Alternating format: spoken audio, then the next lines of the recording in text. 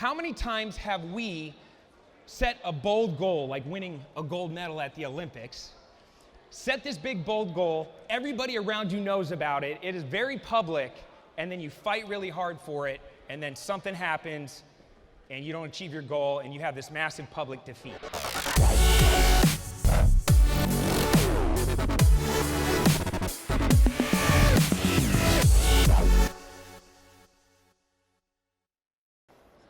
What happened on May 6, 1954?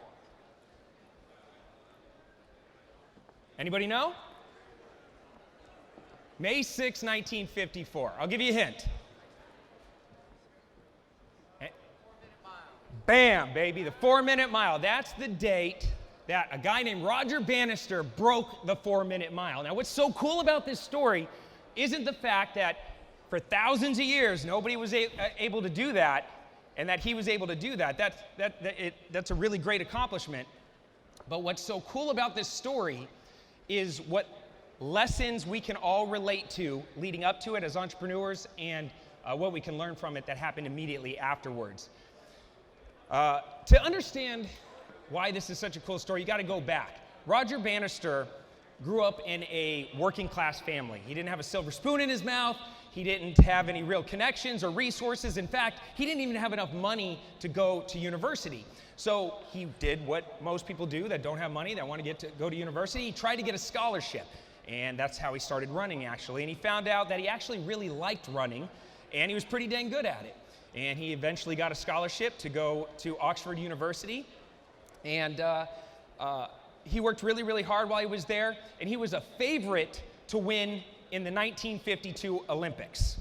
All right, so imagine training all through college, and your country, your college, your family, everybody is saying, you're gonna win the gold medal at the Olympics. Is that a lot of pressure? It's a lot of pressure. And he worked really, really hard. And at the Olympics, at the last minute, there were some schedule changes. It knocked him off his game, and he didn't even place. He actually came in 4th place at the Olympics. So think about that as an entrepreneur for a minute. How many times have we set a bold goal, like winning a gold medal at the Olympics? Set this big, bold goal. Everybody around you knows about it. It is very public, and then you fight really hard for it, and then something happens, and you don't achieve your goal, and you have this massive public defeat. We can all relate to that as entrepreneurs, right? Right? Failure is part of the process. And, you know, there's been so many failures throughout my career, and you get used to being in that place where you're down in that spot, your back's against the wall, you're frustrated, you're pissed off, you're publicly humiliated. But what do winners do when they're at that spot? Do they stay there? Do they stay there in that state where they're unresourceful and they're not feeling good and they're like, oh my God, maybe this isn't for me, maybe I'm not worthy of success, maybe it's just not in the cards? No. He did what a true winner does, a true champion does, and he got back up and he set an even bigger goal, to break the 4-minute mile. And it was a very ambitious goal because nobody's ever done it before. And to really understand what motivated him, there was a couple other people that were chasing that exact same dream. All right, there was a guy out of Australia, his name is John Landy, and he was going for it as well. So what does Roger Bannister do?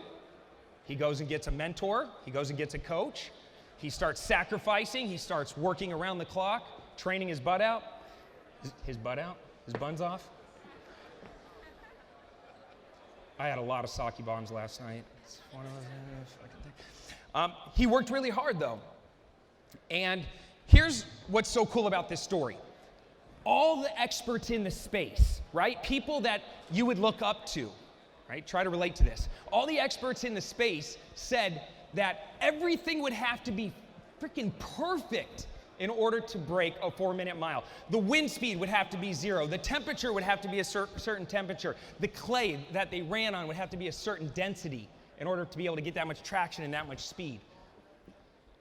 The scientists said it would be physically impossible for a human being to run that fast, to have that much pressure and pain at those speeds. So here you are, everybody's saying it's not possible, and he's going for this big, ambitious goal after losing at the Olympics. So think about that.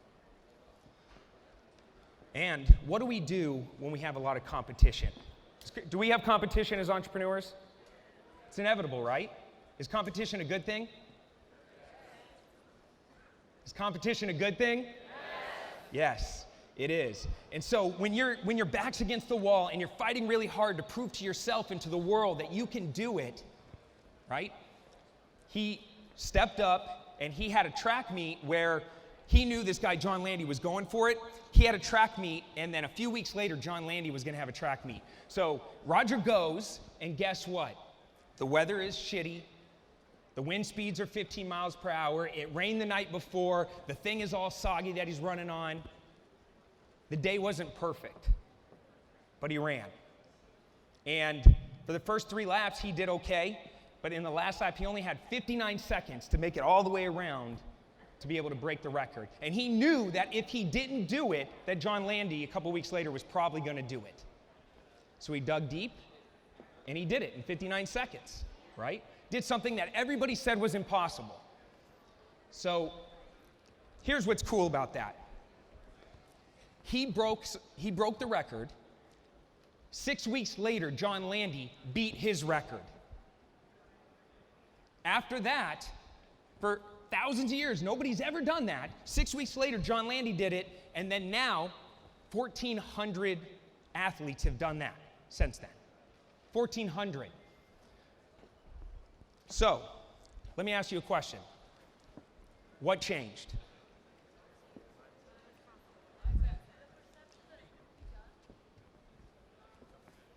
What changed? Belief changed. You guys are listening to so many amazing speakers, right? You already know, because you're in this room, that your mindset is your greatest asset. It can be your biggest challenge, and it can be your greatest asset. And because it turned from hope to knowing. And when that happens, something happens to the human psychology. All of a sudden you realize, not only is it possible, but I'm going to freaking do it.